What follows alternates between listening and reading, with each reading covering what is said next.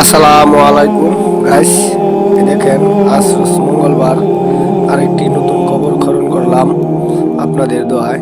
এই কবরের ভিতরে আরেকটি মৃত মানুষের হাড্ডি পাওয়া গেছে। এই দেখেন, এই হাড্ডি মাটি হয়ে গেছে, একদম পচে গলে। আপনারা সবাই আমার এই কাজটি যদি ভালো লাগে তাহলে সবাই লাইক কমেন্ট শেয়ার করবেন।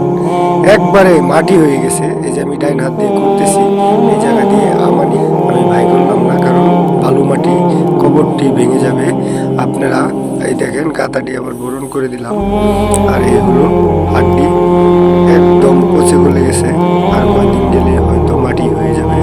তাই আমরা আসেন, মরণেরই কথা মানুষ স্মরণ কেন করি না, বেশি বেশি মরণের কথা স্মরণ করি, তাহলেই আল্লাহ তাআলা এই কবরের হাত থেকে আমাদেরকে রক্ষা করবেন। মাটির বাড়ি, মাটির ঘর, মাটির হবে বিছানা।